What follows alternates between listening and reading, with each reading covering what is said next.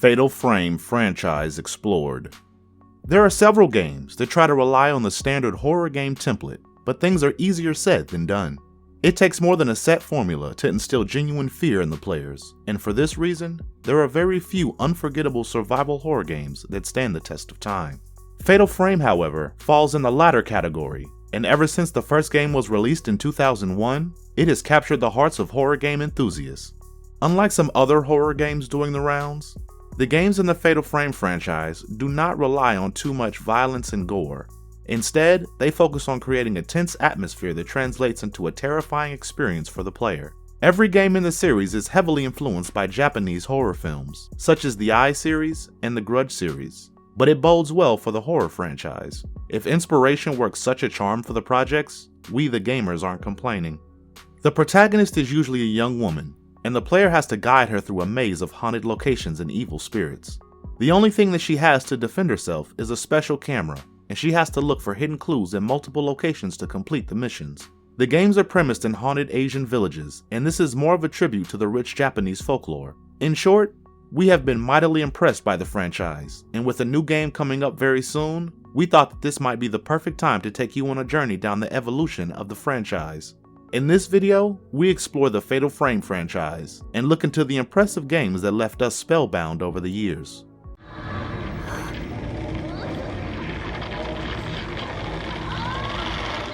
Fatal Frame 2001. This game was also known as Zero in Japan, and people from Europe know this as Project Zero. The first game in the series was developed by Tecmo for the PlayStation 2 and Xbox. The narrative is premised in the year 1986, and we are introduced to two siblings, Mafuyu and Miku, who have the ability to see supernatural stuff. After the mysterious disappearance of Mafuyu in a supposedly haunted Himuro mansion, Miku explores the mansion trying to find him. It doesn't take too long before she figures out that the Himuro mansion is genuinely haunted, and the mysterious ghosts of the mansion have claimed several victims. Mafuyu was out there looking for his mentor and his assistants, and Miku discovers signs that they all had got killed by evil entities. She investigates the corners of the mansion and stumbles upon some dark secrets that is the root of all the evil inside. Back in the days, a dark ritual was performed where a chosen shrine maiden was ripped apart using ropes tied to her neck and limbs. This was done to seal the portal to the Hell Gate in order to keep the dark forces locked up. Later, when the ritual was interrupted, the dark forces known as the Malice were set loose, and they killed everyone in Himuro Mansion. Miku must make use of her special abilities to set the spirits of the mansion free, and one disgruntled spirit in particular who has captured her brother Mafuyu. The climactic moments vary depending on the difficulty level, but in both endings the trapped spirits are eventually freed, and Miku loses her sixth sense.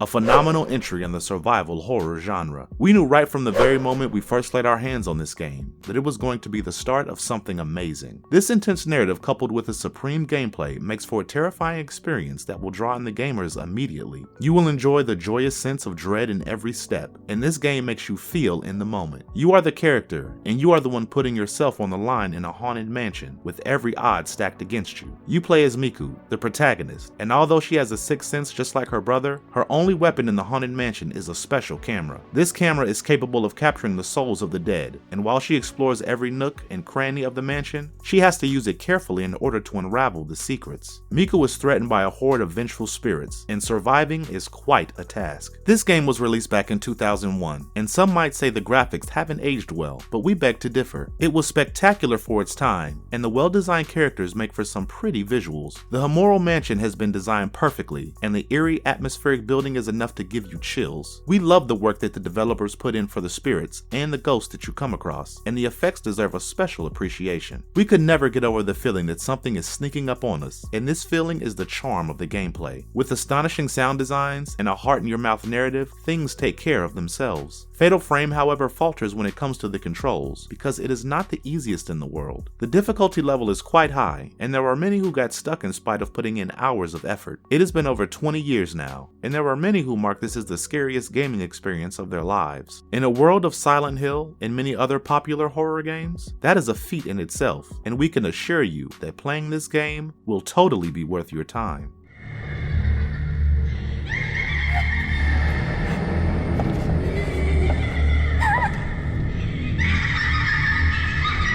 Fatal Frame 2: Crimson Butterfly, 2003. The second installment of the Fatal Frame franchise was developed and published by Tecmo for PlayStation 2. The story is not related to the first game, but the concepts are retained to bring you another terrifying experience. This game takes you to the fictional Minakami region of Japan, which is known as the Lost Village. Apparently, the village hosted the Crimson Sacrifice ritual, and the settlement vanished following the event. Now it is believed that those who get lost in the region will be trapped forever in the Lost Village. Mio and Mayu are twin sisters, and they are visiting one of their favorite childhood spots in Minakami before it is lost due to the construction of a new dam. The region is haunted by a vengeful spirit by the name of Sei Kurosawa, who was the maiden sacrificed in the ritual. She longs to be reunited with her sister Yae, and as luck would have it, Mio has a striking resemblance to her sister. The spirit of Sei Kurosawa wants to complete the ritual using Mayu, and she mistakes Mio for her sister. Mayu becomes obsessed with the crimson butterfly and starts to follow it into the woods. Once the sisters are in the cursed village,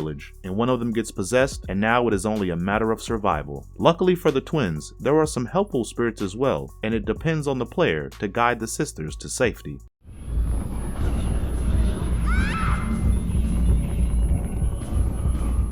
Survival Horror Redefined. After the grand success of the first Fatal Frame game, an addition to the franchise was inevitable. The first game was probably one of the best in the entire series, but it was too scary for a majority of the players. Many chickened out and couldn't see through the first game, and Tecmo made the efforts this time to make things more interesting. This was supposed to be an incentive for the players to brave their fears and finish the game. However, the developers did not compromise on the horror aspect one bit, and that shows in the gameplay. There is a constant sense of dread, and the game is complete with a creepy ambiance, rich lore, and a threat that is far more superior to the player. This game is longer, and in some ways scarier than the first, and it is still regarded as one of the best games for PlayStation 2. We have already mentioned that the roots of the original have been retained, and the sisters have to exorcise multiple spirits using a special camera. The storytelling through a series of dream sequences and flashbacks is almost like a movie, and the complicated tale could well be made into one. One of the things we loved about the gameplay was the sheer unpredictability that keeps the players on their toes at all times. Taking a picture of the spirits is always the focus, but things are not as simple as they sound. You must have quick reflexes and a good eye to capture perfect shots of the spirits. The gameplay is largely dependent on skill, and some of the control issues in the first game have been dealt with. The puzzles are logical and interesting, and the graphics department has made some positive changes to make things absolutely surreal. There are multiple endings possible, but none of them are remotely close to what you imagined. This game is not meant for everyone, and it might be quite tasking on the mind. Do not go in expecting loads of action, because it is not about slashing through zombie hordes. That being said, the true survival horror fans will find this to be a game that needs to be treasured for years to come.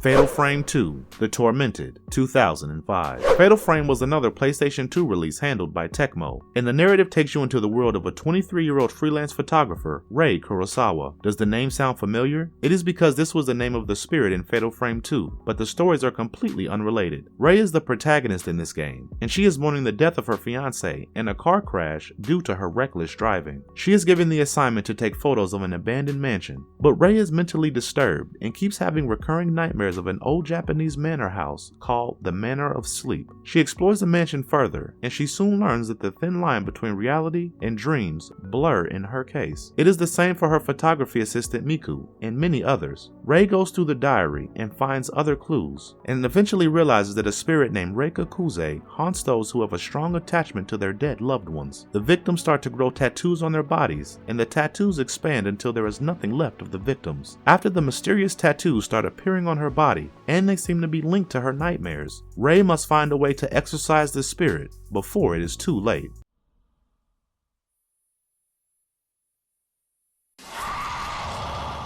The legacy continues. It is not the easiest task to keep up with the quality of a franchise, especially when the first two games have been absolute showstoppers. Fatal Frame 3: The Tormented keeps up with the challenge, and delivered something as special as the previous two games in the series. 2005 was a memorable year for the horror fans, with some remarkable games like Outbreak and Resident Evil 4 making a strong impact. Fatal Frame 3 was the cherry on top, and it is probably the creepiest of the lot. The narrative picks up pace before you know it, and suddenly the grieving protagonist is struggling to escape from the clutches of an evil spirit. The narrative is a lot more coherent, and there are multiple layers to the story that will appeal to different sections of the players. It does have a few jump scare moments, but the game still relies largely on the overall atmosphere to do the trick. The character of Miku Hanasaki, one of the favorites for the fans who aced the first two Fatal Frame games, makes a comeback, and she is one of the playable characters. Although the focus is largely on Rei, Miku is the most useful in combat. Meanwhile, Rei shuffles back and forth between her dream world and her house, and you have to manage your tasks accordingly. No matter which character you pick, there are plenty of missions with some serious ghost hunting and problem solving to be done. The brain teasers are not particularly difficult, but the 13 chapters in the game are still pretty captivating. It is also quite demanding for the players, because compared to the previous two games, this one requires the fastest reflexes. The graphics are a serious improvement, and the lighting effects are perfectly done. We were impressed by the accurate facial expressions and the character models, and this is one department where this game scores over its predecessors. The controls have been one of the constant issues with the franchise, and this time it is no exception. It is probably the only thing that you can complain about in an otherwise perfect setup. The pacing slows down at times, but it would be stretching it a bit to say that things become monotonous. It is always difficult to accommodate too many stories converging into one main theme, but Fatal Frame 3 does that without breaking a sweat. If you ever feel like you are getting too much sleep, just take a few turns of playing this game, and your troubles will be taken care of.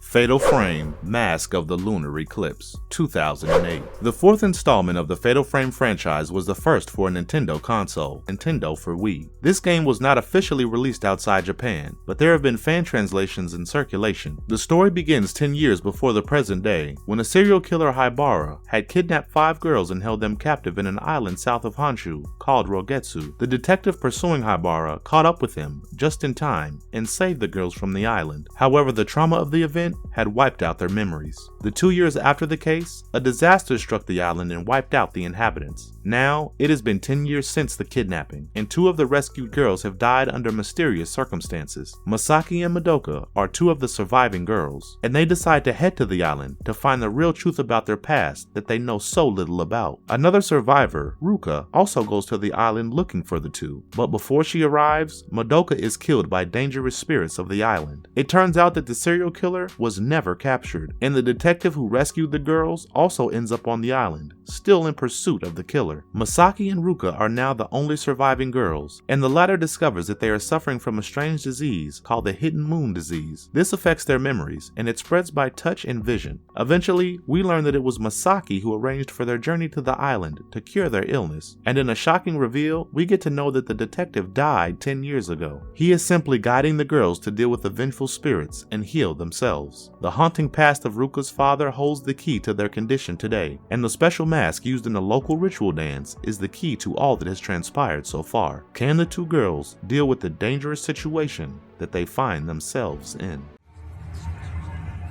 あなた、誰なの?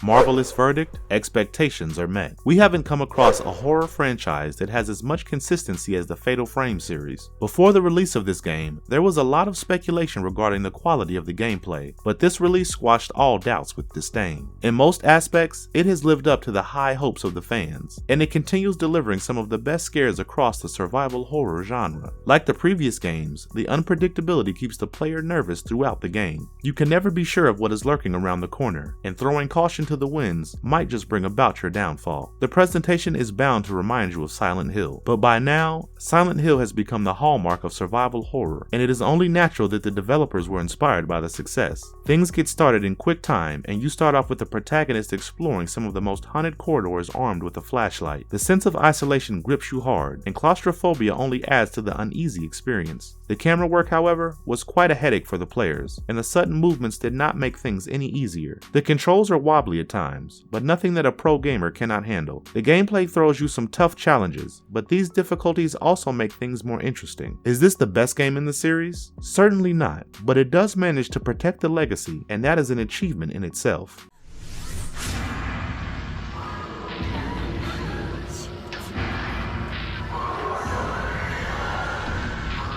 Fatal Frame: Maiden of Black Water, 2014. This is the game that breathed a new life into the franchise. Even after all these years, a remastered version still appealed to the fans last year when it was released for 8th and 9th generation consoles. Maiden of Blackwater was developed by Tecmo, and this is considered to be the 5th main entry into the Fatal Frame series, if you ignore the spin-offs. The events of the game take place on the fictional Hikami Mountain, which is infamously known for several suicides and spiritual events connected to the local water bodies. It is believed that shrine maidens who had mind-reading abilities would guide people to their peaceful demise in the past, but over time, they were overwhelmed with the emotional burden of the process. They were sacrificed in order to keep a dark force called the Black Water at bay, and this is where our story begins. The narrative picks up on the journey of 3 protagonists. One of them, named Yuriko Zukata, has the power of bringing people back from the shadow world into the real world because she hails from the shrine maidens of the past. Another character is that of Ren Hojo, who is a friend of Yuri, and he goes to the Hikami Mountain to research on his new book. The last character is Miyu, the daughter of a recurring character in the Fatal Frame series, Miku.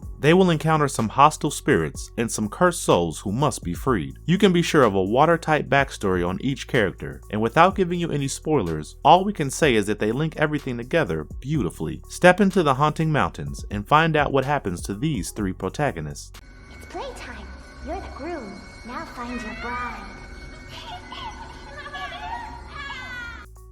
Another disturbing work of survival horror. The elegance of the gameplay takes us back to the good old days, when the first few Fatal Frame games made us enjoy a different take on the survival horror genre. The foggy mountainous woods make for an outstanding location, and the sudden appearances of the ghosts and spirits are unsettling to say the least. The scary atmosphere has been retained carefully, and the gameplay is bound to give you the jitters. We were completely bowled over by the creepy visuals, and the out-of-the-world sound design made it a wholesome experience. There were a few rooms that were so forbidden that we did not have the courage to enter them. Like the other games in the series, you must make good use of the special camera to deal with the spirits. The narrative takes you back to the terrible events of the past, and the backstories are connected so beautifully that it is almost like a well-made horror movie. Through the various expeditions of the characters, you learn more and more about the terrible things that took place. The 12-hour investigation throws up some dark and disturbing facts, and the sinister narrative is the main selling point of the game. While everything is wonderful about this game, it does suffer slightly from some technical shortcomings. Especially after coming to modern platforms, the updated version of the game should have done better to fix the issues that plagued the original version. The disappointing controls continue to be a problem, and things could have been even better with these issues addressed. Nevertheless, it is still a game to die for, and we are confident of further additions to the franchise simply because of the love that fans have shown for the remastered version. Fatal Frame spin-offs. A game called Spirit Camera, The Cursed Memoir, was released as a spin-off game in the franchise, and it was made for Nintendo 3DS. The game takes place inside an old house, where several spirits are trapped. The Diary of Faces acts as a gateway between this haunted world and the player's reality. Much like the Fatal Frame games, you interact with several ghosts and spirits while trying to complete your mission. Another game called Project 02, Wii Edition, was released as a remake of Fatal Frame 2, Crimson Butterfly.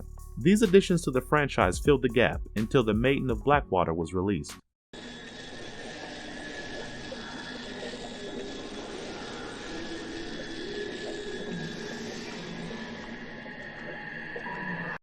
Marvelous verdict? The future looks amazing. There was a lot of excitement for the re-release of Maiden of Blackwater, which was slated for release last year. Taking note of the insane love that fans have showed on the game and the entire series over the years, the producer, Keisuke Kikuchi, revealed that a sequel was very much on the cards. He revealed that he would love to create a sequel if the fans want it, and they most certainly do. The remaster for 8th and 9th generation consoles seemed to have worked wonders. The game has been re-released for PlayStation 4, PlayStation 5, Xbox One, and Microsoft Windows, and the players have loved the comeback. The response has been overwhelming, and the reawakening of the beloved horror franchise has made the future prospects brighter. The stories are such that a connected narrative is not too tough to imagine, and the creators can even look to develop something independent of the existing games. Irrespective of what they choose to do, it would be very surprising if the franchise does not proceed, given all the love it is getting right now. As horror game lovers, we are keeping our fingers crossed for this one. Let the waiting game begin.